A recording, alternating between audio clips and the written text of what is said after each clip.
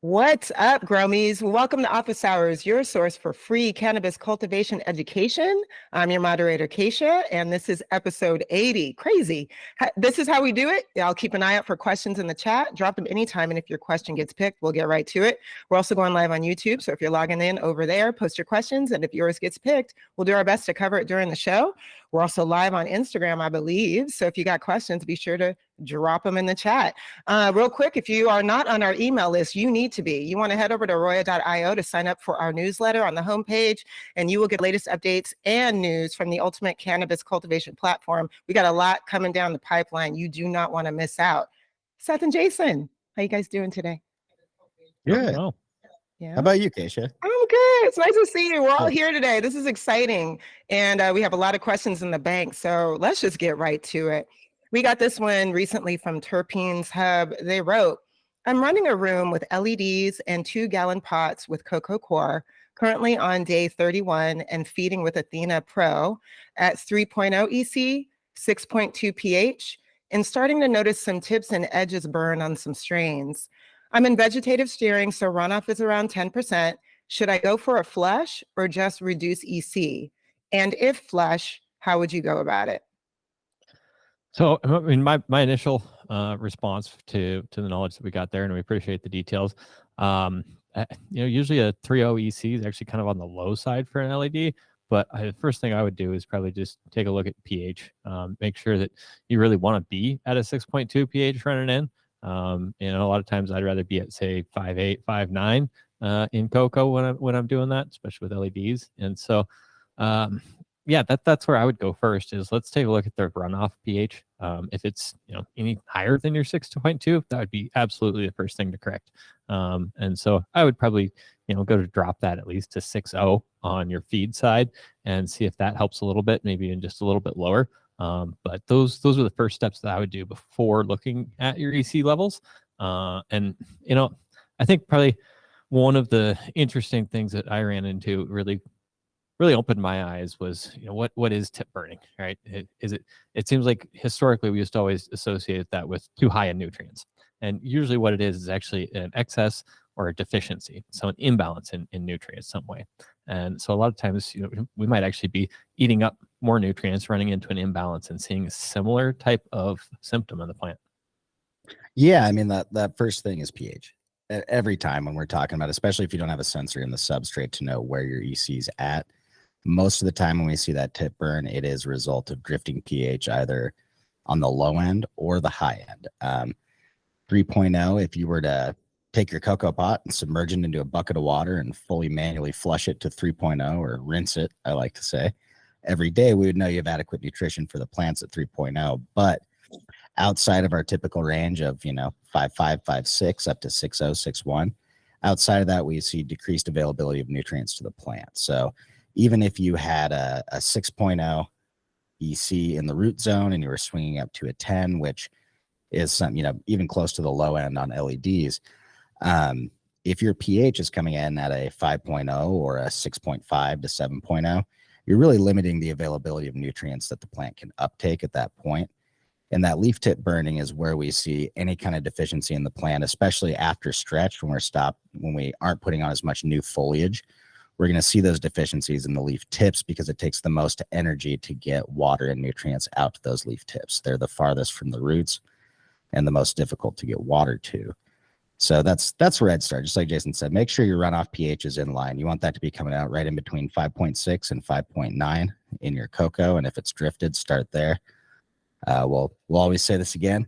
If EC is seeming like a mystery, you really can't get a handle on what your runoff EC means versus your runoff pH.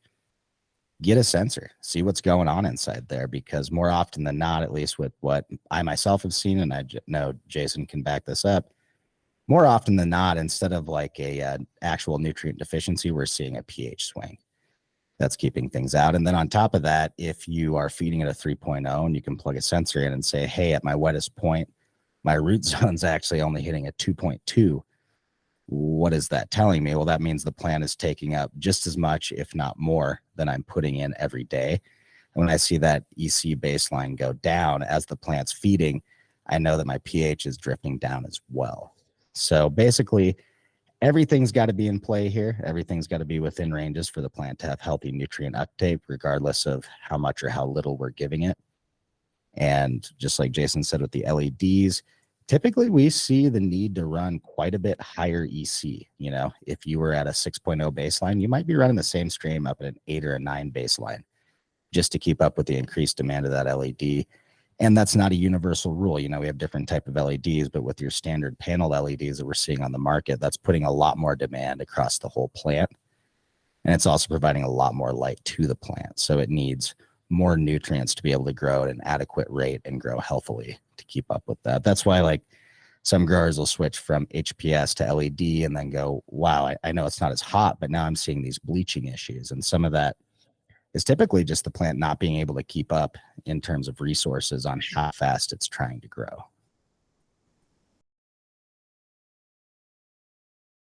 Hitting the ground running this afternoon. Thank you guys so much for that answer. Okay, YouTube is already, it's hot over there, so we're going to just get right to it. Blaze dropped a couple questions here. Let me ask the first one. Hey guys, what are your recommendations when transplanting to a 2-gallon cocoa pot on day 1 flower? Should I keep steering vegetative for a few days to help root in the plants? Kind of, yeah. So That's a great answer. I love it. And the idea there is, I say kind of because we are going to be more of a vegetative pattern where we are doing a small irrigation throughout the day. I actually like to call it rooting in type of irrigation, and that's simply because we're typically at a much smaller shot most of the time throughout those first, I don't know, usually 3 or 4 days of rooting in.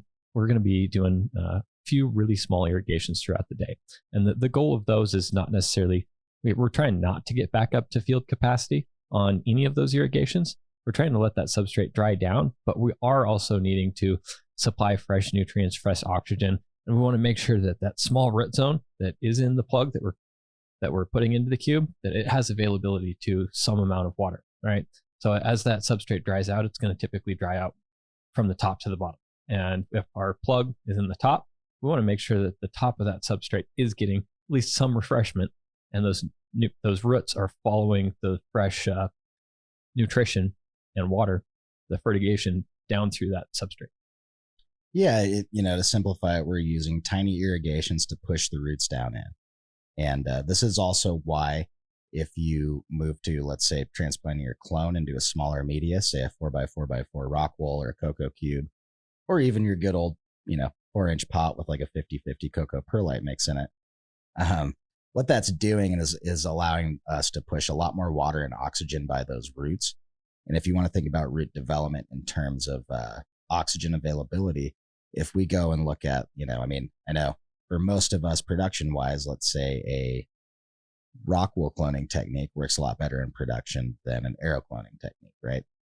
We get a much more convenient way to reproduce these plants and move them. But if we look at, aero cloning or hydroponic cloning, that extra oxygen bubbling actually stimulates a lot of root growth. So what we're doing is taking that small block, pushing small amounts of water through it to move water downward and push oxygen into that root zone, which is going to stimulate root growth. And now that your roots are right on top of your stacked media, whether it's a rock wool slab or cocoa, we want to continue to push those roots down and oxygenate them. If we just wait and they're growing into a fairly anaerobic environment, we're not going to get that explosive root growth that we want. So we want to stimulate that plant to push those roots hard. And the way we do that is tiny, tiny irrigations. And we're talking about that. We're saying, less than 1% or less than of total media volume. We're not trying to raise that capacity in the bottom block.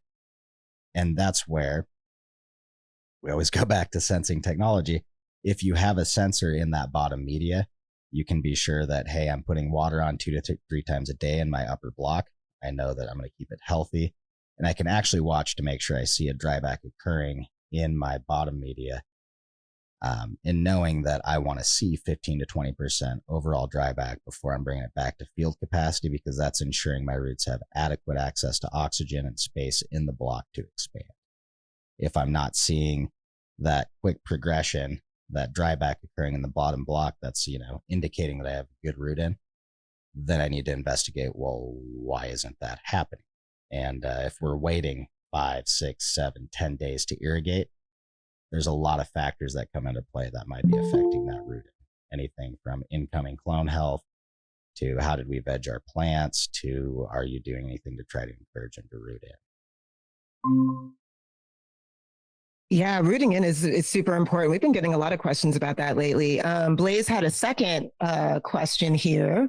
They wrote, would it be better to place rooted clones straight into 2-gallon pots so that they have a root base before steering generative on day 1 of flower? Or is it better to transplant the plants before flower? What do you guys think? I mean, so there's kind of two options here, and a lot of it just depends on logistics, production timeline, that type of stuff. So yeah, if we do want to hit generative first day of flower, we are going to need to make sure we have those plants rooted into the final media. So if we're in a 2-gallon and we need to make sure that they're rooted in before we flip, then let's transplant, say, 5 days before flower. And then I guess the logistics side of that is now we're moving 2-gallon bags. So it's one of those things where it just kind of comes down to what's your veg timeline, how much time can we spend in the flower room, what types of resources do you have for moving more substrate? It's a question you have to answer for your facility. Yeah, it's more of a logistical workflow problem, and then also looking at certain other factors like overhead height. If we're in a double tier system where we're limited, let's say we have 48 inches from the top of the pot to the light. That's a spot where I might look at trying to go as generative as possible, and that's where I might root into a 1-gallon cocoa directly earlier in veg. But it's important to look at your trade-offs. If we're going to clone direct into a 1 or a 2-gallon cocoa, there's two side effects of that we got to look at. Number one, we're going to take longer to root in because we're waiting for that dry back. We can't give it as much water early on compared to a smaller media. And because we're waiting longer, some plants will root in faster than others. So we're leaving the opportunity to have more variation in our population, because some plants might be taking off at day 3, day 4. Other plants might wait till day 8 to actually start to root in and take off. So that's something you want to balance, is what's better in my system. Let's say a 3-week veg on a 1 or a 2-gallon cocoa pot, gently getting them to root in very carefully, or going with something like a 4x4x4 or a smaller media that's stacked or transplanted, because I know I'm going to get better rooting success and plant uniformity with the smaller media because I can control that irrigation much earlier in the cycle. So that's kind of the balance there, is like, do you have the veg space to accommodate all of these 2-gallon pots?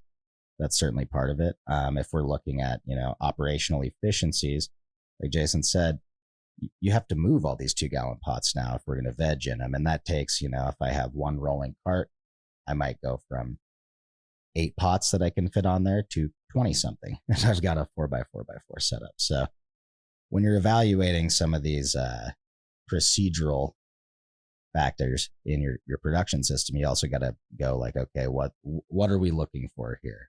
Maximum work put in to get a certain product? Are we looking to minimize our veg time? Where are we trying to save some money economically, and where are we trying to make the plant the most efficient? So is it better to root in straight into the 2-gallon? Totally depends on your situation and your workflow. Personally, I like to minimize my energy inputs to the plant, which means not having a 3 or 4 week veg. A big part of what allows me to do that, maintain plant uniformity, is going into an intermediate media in between my clone phase and my actual flower phase. Great advice. Good luck out there, Blaze. All right, we're going to keep it moving. I've got a few questions from Indie Bud. I'm going to ask the first one, and then we got a lot of action on Instagram Live too. This is great. Hi, everybody. All right, Indie Bud writes, what kind of LED spectrum would you recommend for veg? Double rack veg room, 4-foot tall racks in 2-gal for 2 to 4 weeks. Should I go with more blue light oriented or full spectrum like I have in flower? So there's been some research on this stuff for other crops. There hasn't been a lot of well-documented stuff that I've seen in cannabis. That being said, what's been proven in other crops is that when we lean more towards the blue spectrum, this is encouraging the infrastructure of the plant growth, right? And so when we look at getting through veg, we want stalks, stems, root zone. We want all of that. Seth calls lumber from the old episodes here. that blue light promotes that type of growth to be faster. So usually we'll see, leaning on the blue spectrum is going to be a little bit happier, healthier veg. And then obviously as we get through flower, we can start leaning towards full, and then maybe at the end of flower, more of a red spectrum. Yeah, and if you're looking at cost in your system, have we shown that full versus blue in cannabis is completely advantageous? Not necessarily. So going off of that, some of it's going to come down to the performance you're getting out of your light for the price. So if we're looking at veg lights, I think one of the most important things is having a light with a controller that you have a lot of control on brightness, because in veg, one of our goals is to walk those plants up from 150 UMols to 200 coming out of clone, all the way up to 500 plus before we head over into flower. And that's really what we're looking at here, is like, do I have the control? It's a huge problem with old CMH lights, right? We can turn them down, but that does slightly affect the spectrum. So ideally, I want to be running that bulb at a constant rate. That way I have a predictable spectrum, and that means now I'm raising and lowering my lights to affect the amount of light the plants are getting. So more than looking at whether it's full or blue, both of those are going to do great for you. Look at how adjustable it is. And, like for me, when I look at my little micro grow, how much do I have to move my light? Now that I've gone to some of the newer brighter LEDs I've been trying out, I think it's pretty awesome to leave mine strapped to my 8-foot ceiling, crank it up, and then use my light meter to adjust it from there. And call me lazy. At the end of the day, we need to have that incremental control. If all you have is like off 50% and 100%, you're going to be playing with your light height to really dial that in. If you're buying new lights, I would strongly argue you want to be on the forefront of the technology rather than the back end of the technology. And then, get something quality. I think that's one of the biggest things in lighting manufacturers that we see out there, especially with LEDs. We've got, I don't know, Jason and I could start writing down names of companies that have come and gone overnight in terms of LEDs. And one of your biggest things as an operator is buying something that's reliable, will work in your environment, and then has good ongoing support. And that's where, when you're shopping for LEDs, definitely take that into account. If you're a commercial size grow with 500, 1,000 lights, you're going to have a percentage of failure on any part that you use in your manufacturing processes. So if we're looking at those lights, you want the most reliable ones that are going to work the way you want them to. And that means switching on and off is reliable. We've got good connections, waterproof ports, everything we need. So that's more, I think, where you need to be looking at from a commercial standpoint, is what's reliable, who's got a really good warranty and stands behind their products, and which of these units offers me the most control as a grower. Yeah. And, if you're interested in learning more, do some web search on the effects of chlorophyll A and chlorophyll B on plant growth. And it'll talk about the different spectrums there. When we're looking at those, if you really want to dig in, go Google search photomorphogenesis. And that's basically the study of exactly what we're talking about right now, is how does light affect plant growth over the different phases of its life. Absolutely. And, we can see the differences as growers. Like, I know a bunch of people we work with, especially on the West Coast, are in the midst of switching from HPS to LED and going, how can I get this same expression? And sometimes the reality is you're not going to get the same expression, because part of the expression from your HPS spectrum is due to that spectrum. You might not be able to exactly replicate that with your LEDs or the ones that you're using. So that's part of what to look at. We're not just looking at heat differences or humidity in the environment, but also those spectral differences. And some are more important than others, and some of it also has to do with just product continuity. If you're a grower and you're making the switch to LEDs, it might not be quite possible to have a strain that has the exact same expression under HPS as it does under LED. And then you've got to make the choice as a business: are we going to have this hard transition, or are we going to figure out how to deal with this and try to make sure that we never end up with two differently grown buds of the same strain on the same shelf at the same time? It's interesting. So when we're looking at why do reds affect some of that expression in the plant, whether it be coloring, terpene profiles, etc.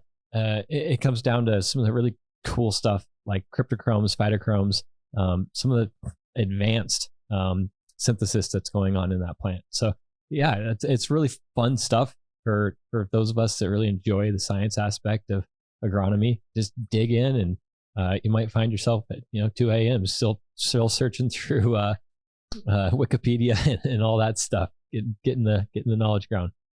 Yeah, I think one of the important things is, expand your knowledge, but don't expand your knowledge at the same time that you're spending money on equipment.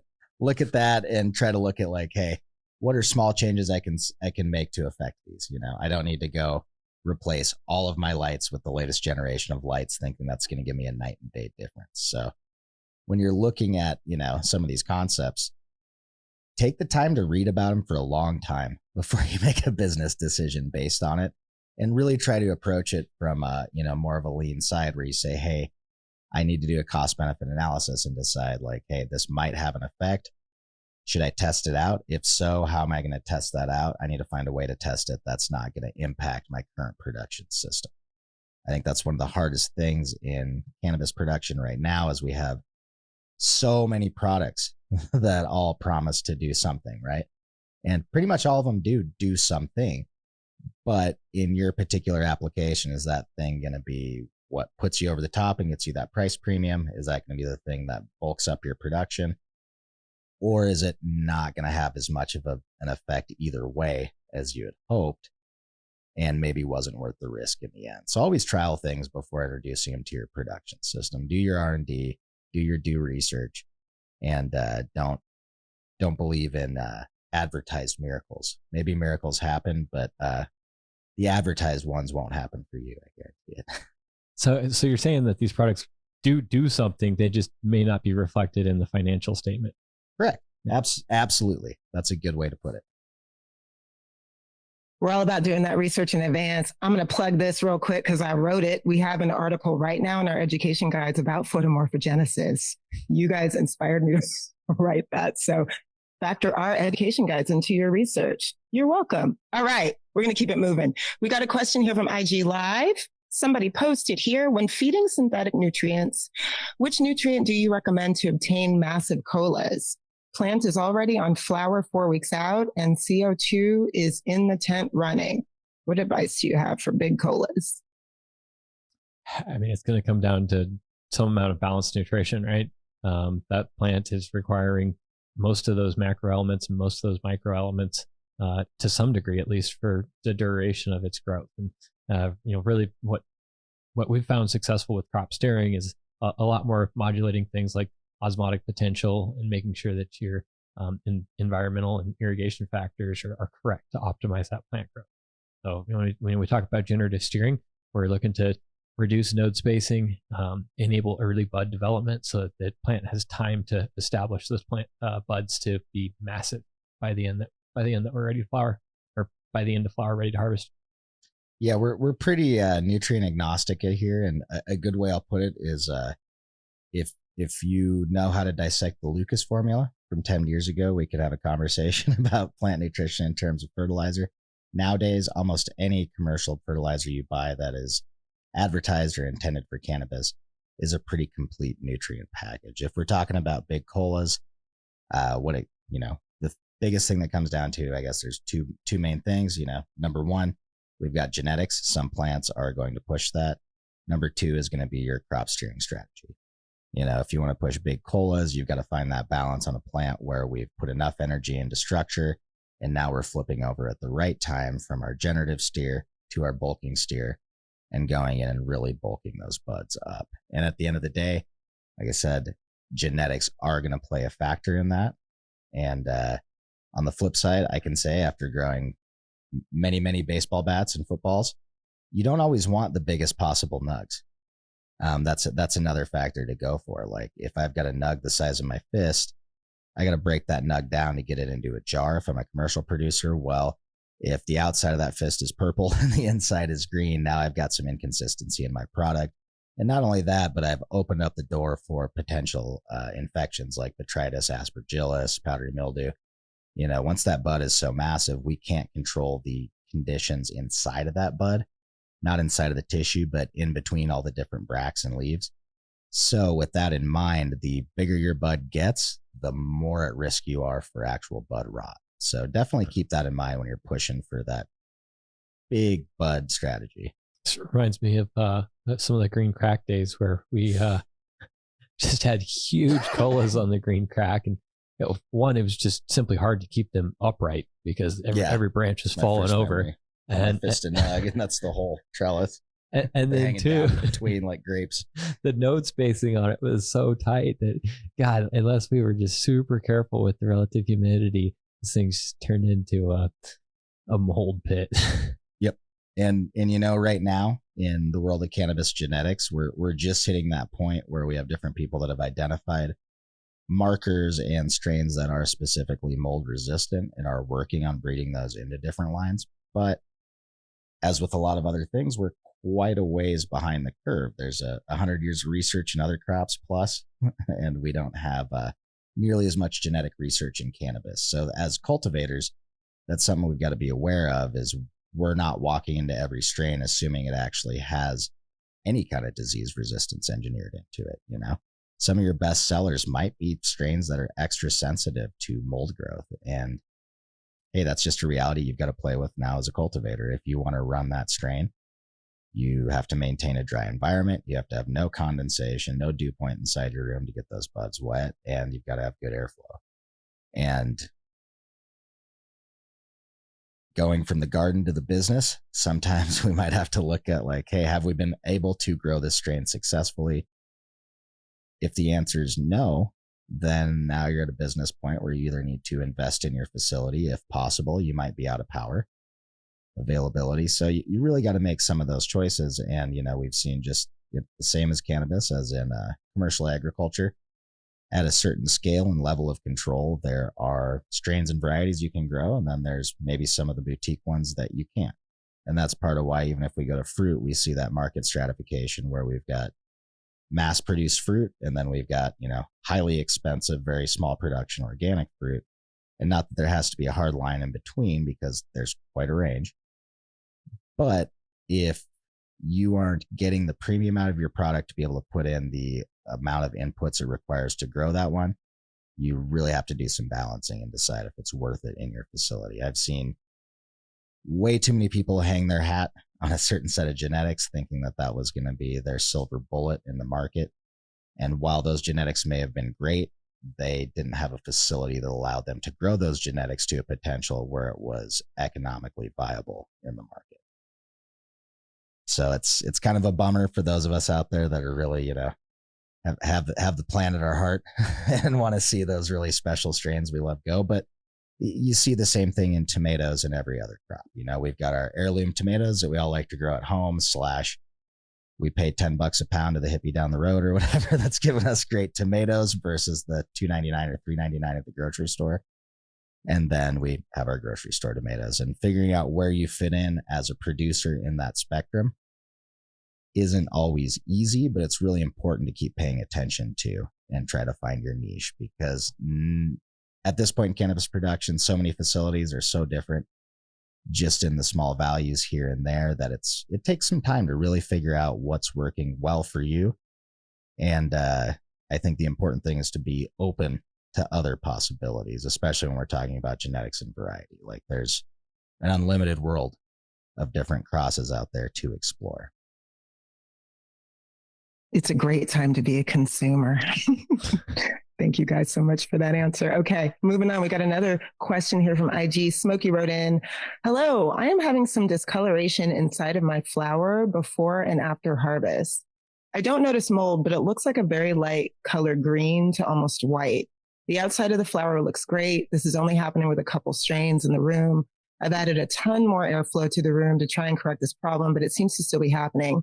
I run in cocoa at 2.5 to 3 EC, CO2 1000, PPFD 900, 1.4 VPD. Any ideas what's happening? Thanks. Appreciate you guys. Send us some pictures.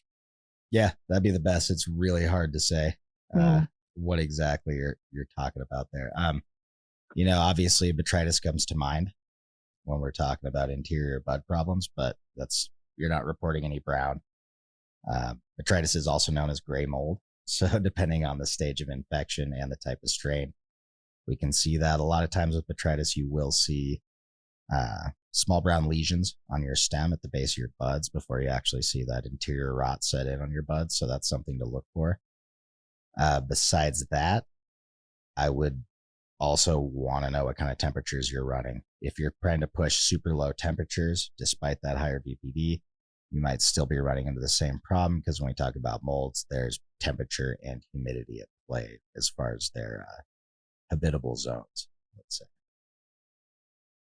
All right, Smokey, DM us a picture so we can talk about what's going on with your plants. If not today, we'll cover it in a future episode. But appreciate the question. All right, we're going to keep it moving.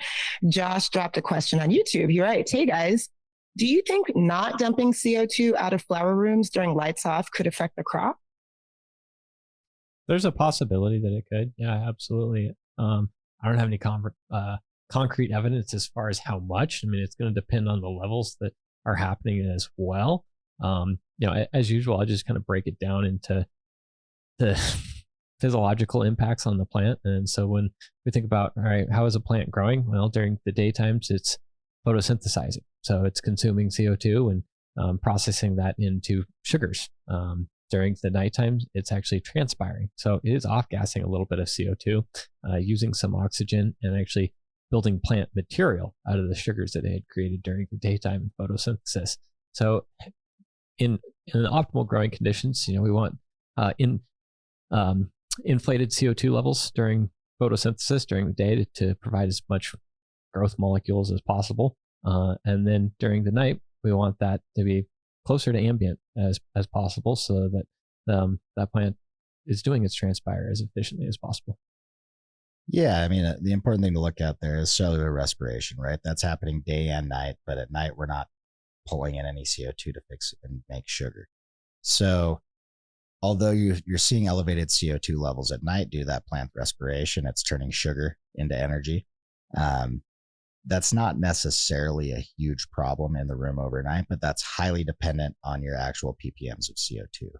If you have a malfunction with your CO2 system and you're seeing 5,000+ ppm every night and struggling to recover from that in the morning, we're certainly going to see some effects on plants. And I mean, if we're looking at human safety levels, anywhere you'd be concerned about your own health, that's where we're going to start to be concerned about the plant health. However, typically in most rooms, when we see I don't know, Jason, 1250 to 1500 is a pretty average daytime CO2 value. I sometimes see it creep up a little over 2000 to maybe 2500 overnight in sealed rooms. And that's honestly not a huge problem. We see pretty high ppms of CO2 are when we finally start to see some, what we call toxicity type issues. So that's during the day we're transpiring, during the night we're respiring. Correct. I think I might have said it. Well, we're photosynthesizing in the day. You're transpiring all the time. Yeah. That's water going up. But yeah, at night and even in the day, we are respiring. The plant's burning some of those sugars to use. The roots are always respirating. It's true. At night, we just have none of that CO2 uptake. So that's where to gauge it. If you're hitting, I put a hard rule on hey, is it 3,000 or above?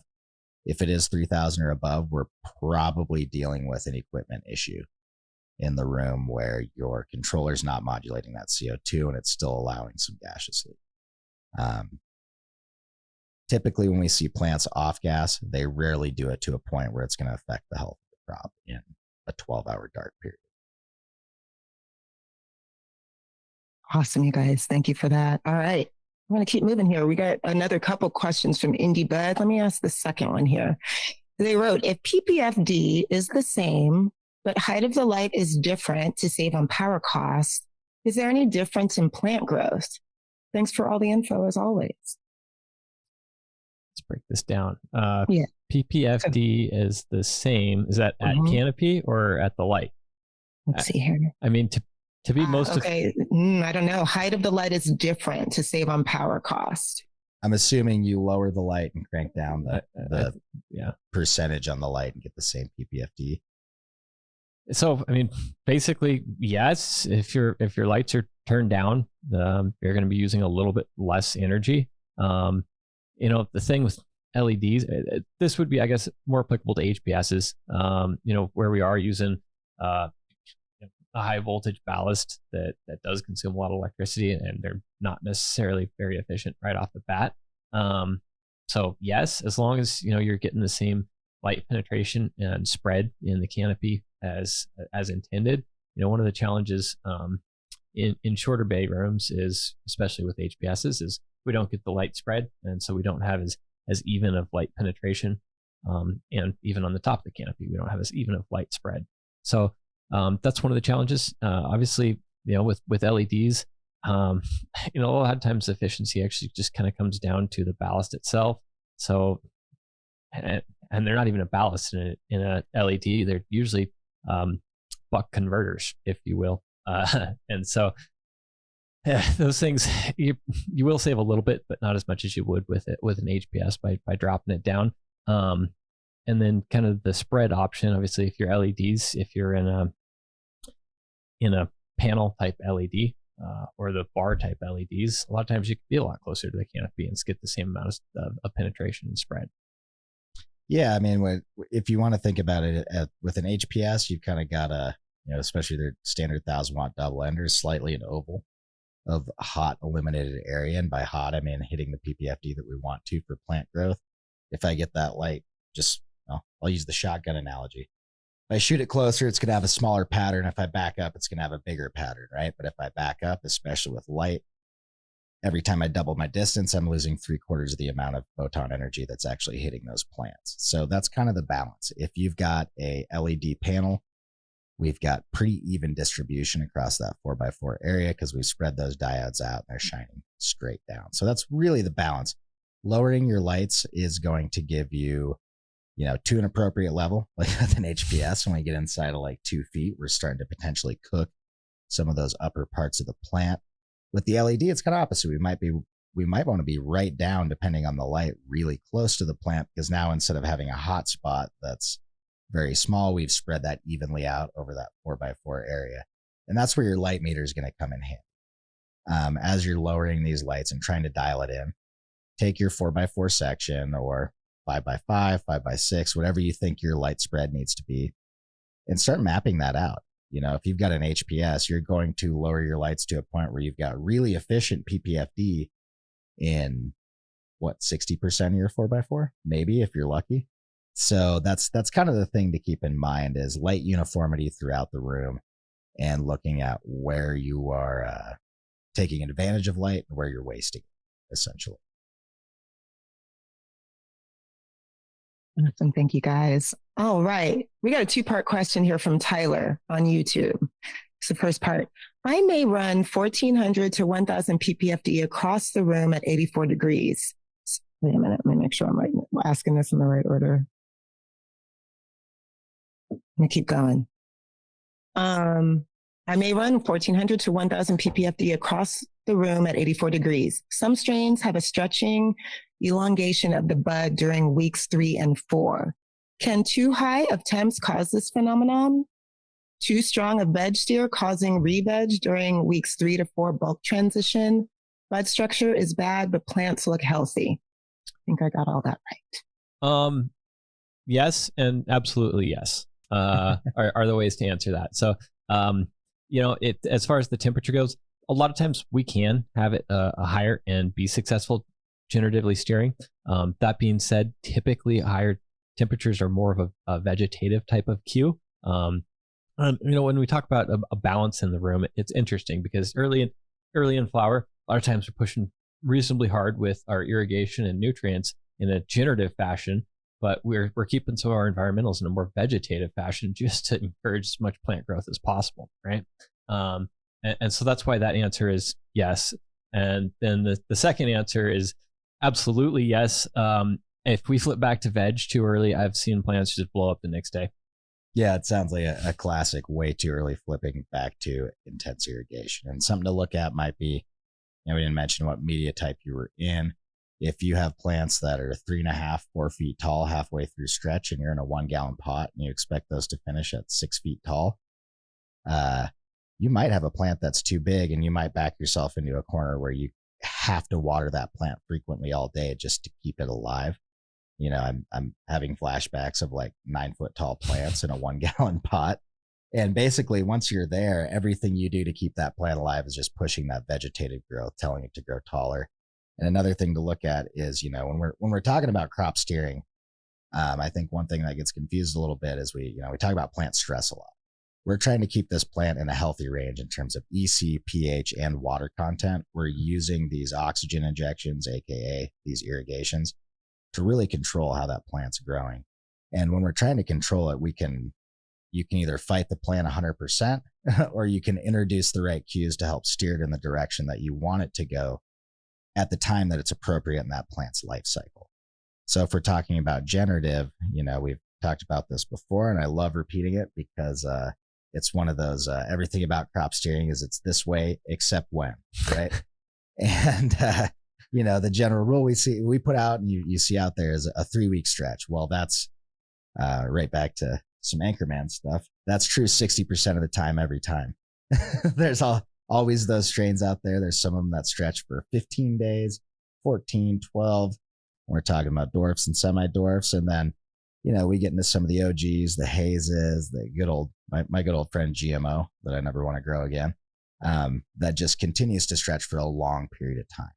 So a big part of nailing this with different strains is really registering like, hey, I'm going to run generative and use really obsessive crop registration to understand when this plant stops stretching, not just by my eyes when I walk in every day, but by actual measurements. I want to see that plant have a significant reduction in, upwards growth. And then at that point, I want to wait a little bit, sometimes even up to 5 days if I'm being real conservative.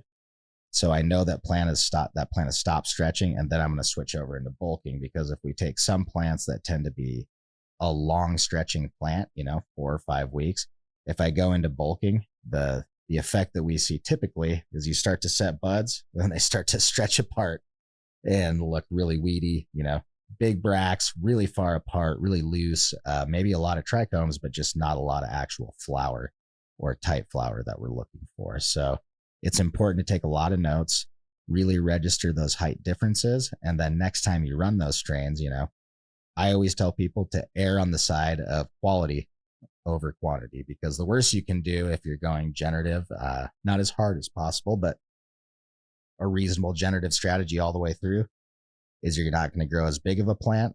But, some of my customers that I've really gotten into crop steering for the first time, what we did is not improve their yield on the first 2 runs, but their product was gone within a day of hitting the market because it's the best weed they've ever grown. So if you err on the side of being, pushing towards quality, which if you want to think of generative versus vegetative, generative is your quality, vegetative is how we get the yield.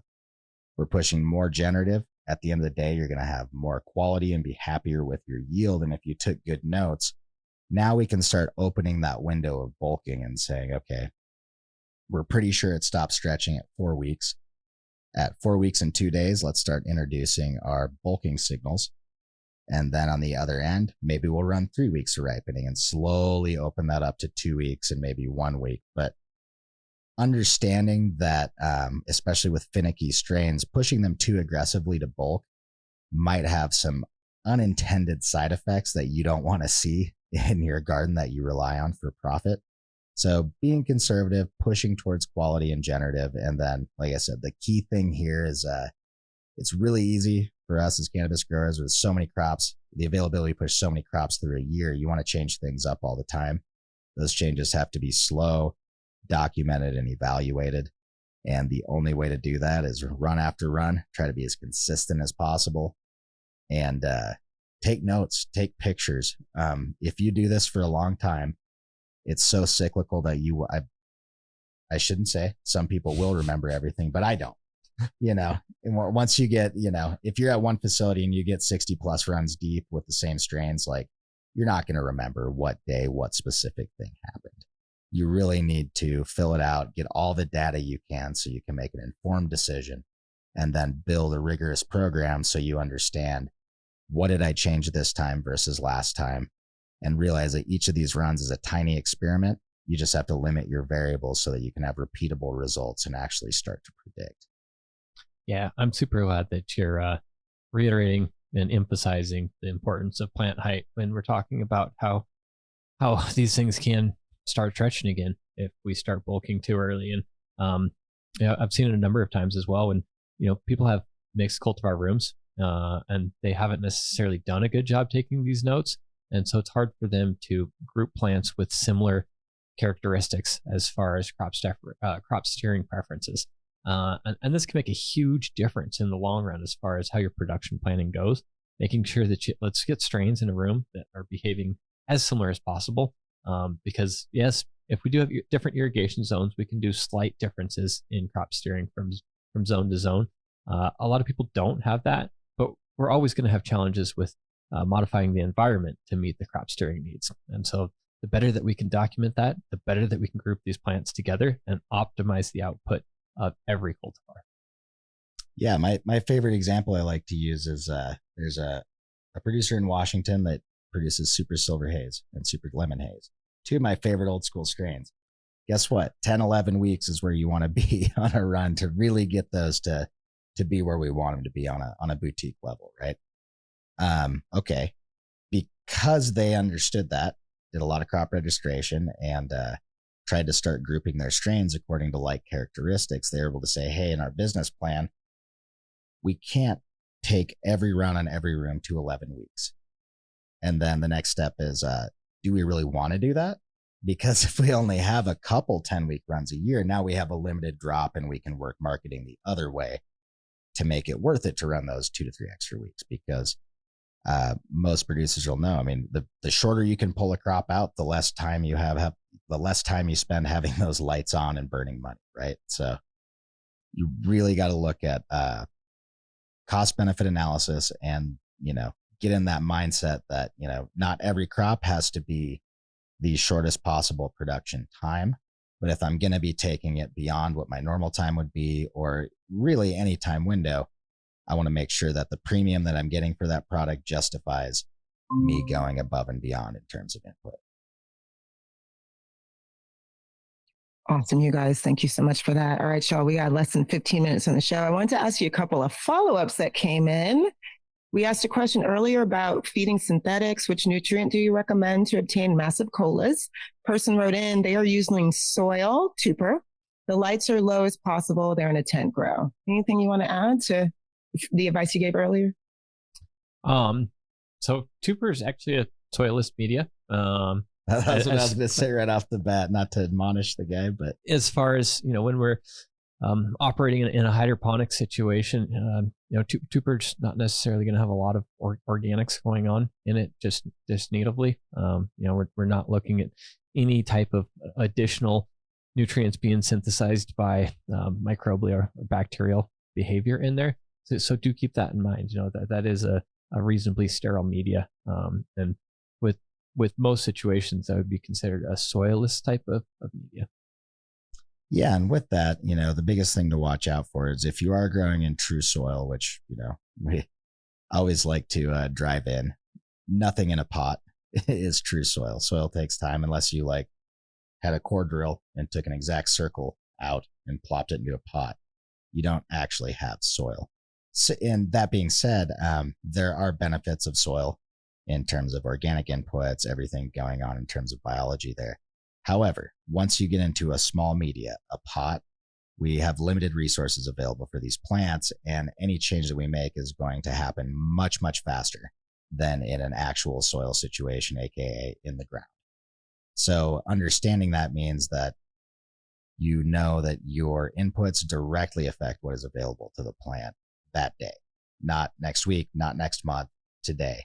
Those changes are going to be made. So that means monitoring your input pH, your runoff pH, and making sure you have adequate runoff, and monitoring everything you can about that grow are going to be super important. On the flip side, one of the reasons that cocoa came on the market and we've arrived at 3.0 feed as an easy way to look at it is if I push appropriate runoff, I'm going to keep my ECs in a 2 to 4 range. That's going to be okay for most plants under most growth strategies. Is it going to be optimal? Not necessarily, but if I push enough runoff and constantly reset that pH and EC, I can operate within those parameters and achieve reasonable success without getting too granular in the small details. And that's part of it. When you're growing, don't miss the forest for the trees. Don't stare at one plant and get too freaked out, because you have a population of plants that's dynamic. And if you were able to go in and test every single pot in your grow, even if it's only 6 plants, you might be surprised at the differences you're seeing, even though those plants look like they're close to the same size. So that's the other side of it, is like, especially when you're in a small grow. I know for myself, I have the tendency to run a sensor for every plant if I can, just because I can. And I can definitely tell you, on that sample size, I have more data than is practical for those 9 or 12 plants. Like, I have all this data. What do I have? 2 irrigation valves. Woo. I can only do so much with this without going in there with a graduated cylinder and measuring out shots by hand for each plant. And I'm not going to do that, because that's not representative of what I'm able to teach people how to do, nor would that ever be a situation where the results benefit me enough to make that worth it. Well, thank you for that. I also now know, because I grew my one successful plant in Chuper this year, that's a soilless media. So it's good stuff. We'll be making some different choices next time. For those of you out there, it does have a little bit of, if I remember, composted bark, a little bit of char in there.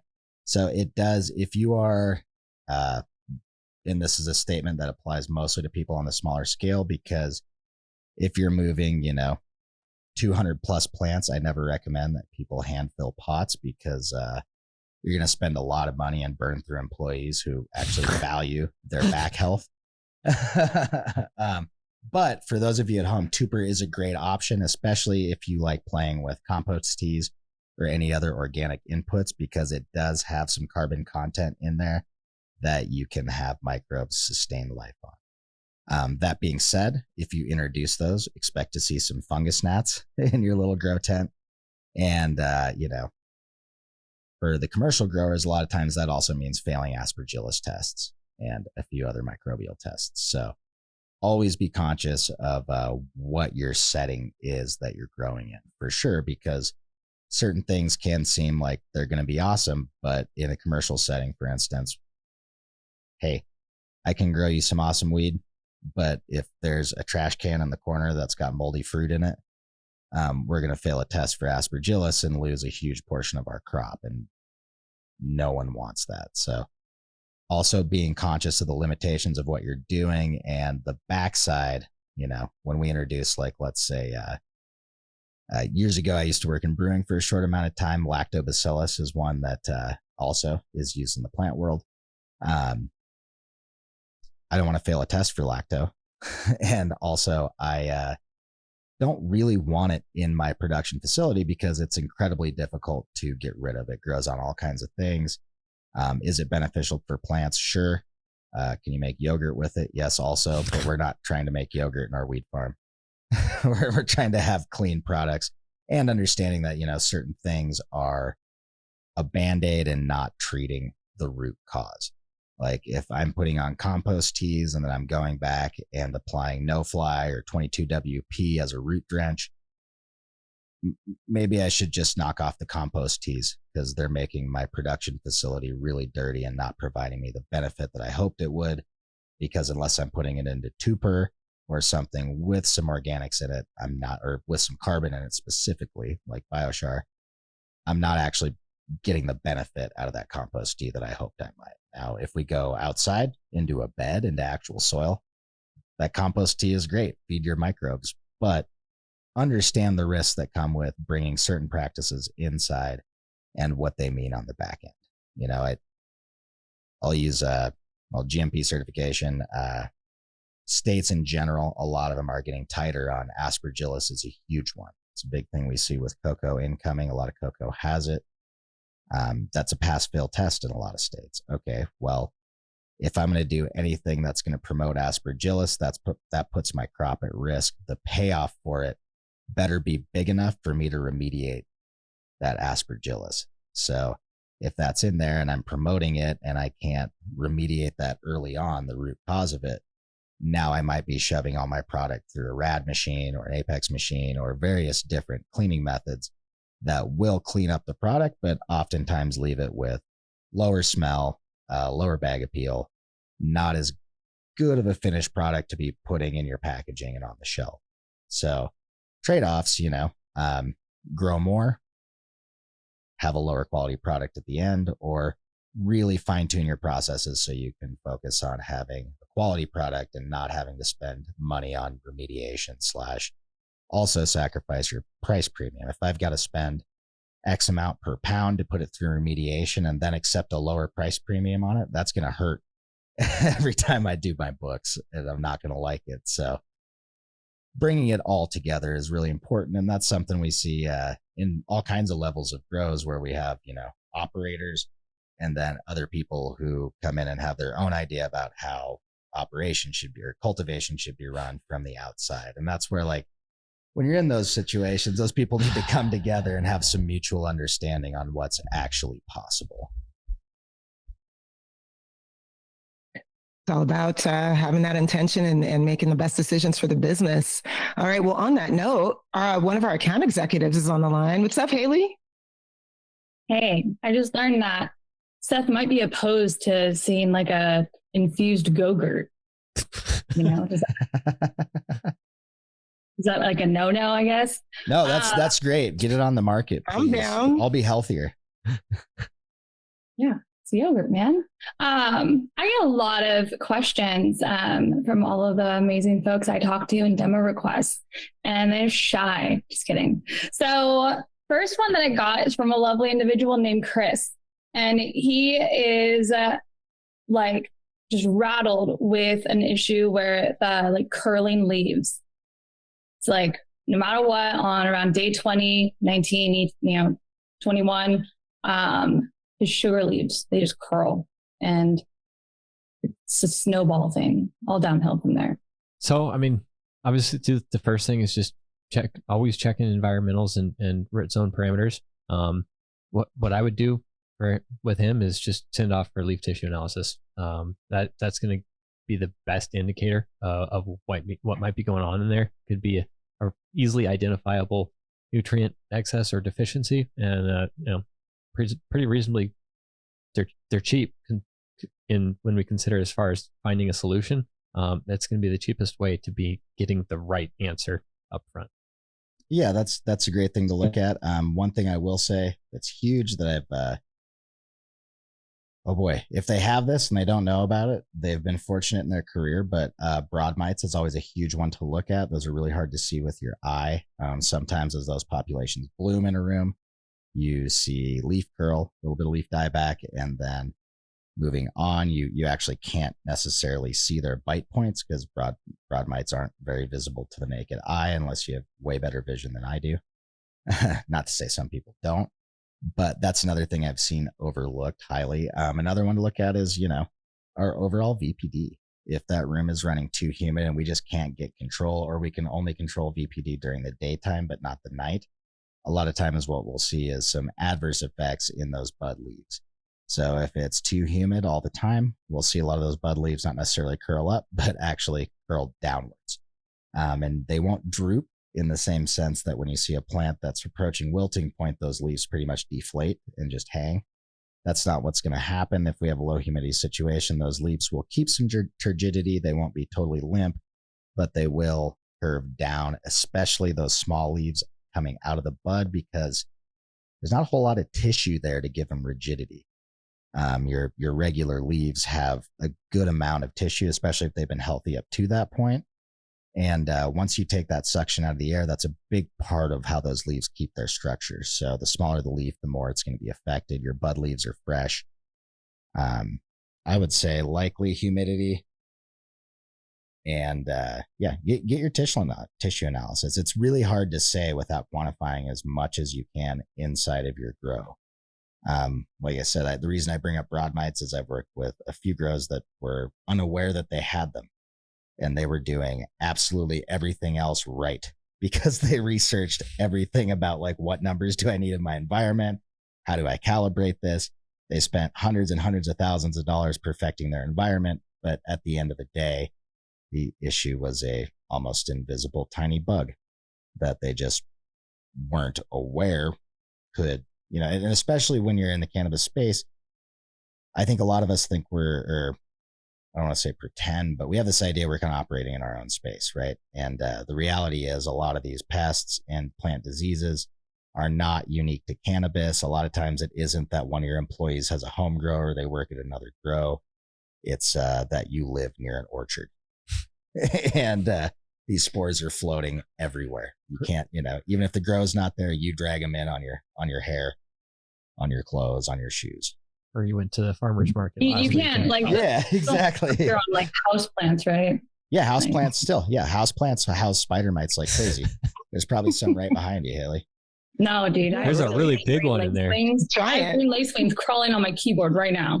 Exactly. So, Yeah. when you look at this, cannabis is about as susceptible to tomatoes to every single crop disease out there. So, when you look at that, it's not always cannabis sourced, but unfortunately, it still affects our industry, and we have to be aware of those things. I can't think of a better example than cannabis aphids and hops Layton over in Central Oregon, there along the I-5 corridor, where you got all these producers trying to grow quality cannabis in an area where hemp and hops production are huge, and hops, marijuana, and hemp all share every single disease.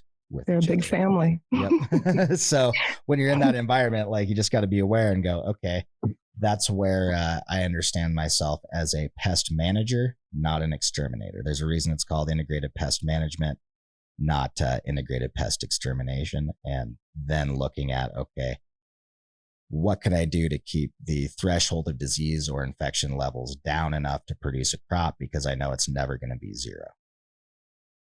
Awesome. Haley, what a treat to have you on. Thank you so much for that question. Seth and Jason held it down. Y'all, if we did not get to your question today, it's all good. We do this every Thursday. So we're going to go ahead and wrap up here. Thanks, Jason, Seth, and our producer, Chris, for another great session. Thank you all so much for joining us for this week's Arroyo Office Hours. We do this every Thursday, and the best way to get answers from the experts is to join us live. To learn more about Arroyo, book a demo at arroyo.io. One of our experts would be happy to walk you through the ways the platform can improve your cultivation production process. And while you're there, be sure to sign up for our newsletter to stay up to speed on all things Arroyo. There's a lot coming down the pipeline, okay? So if you have a topic you'd like to cover us to cover on a future episode of Office Hours, post questions anytime in the Arroyo app. Drop your questions in the chat or on our YouTube. Send us an email to sales@arroyo.io or DM us. We are on all the socials, Instagram, TikTok, YouTube, LinkedIn, and Social Club. We want to hear from you. And we'll send everyone in attendance a link to today's show and post it in the Arroyo YouTube channel. Be sure to like, subscribe, and share while you're there. We will see you at the next session. Thanks, everybody. Bye.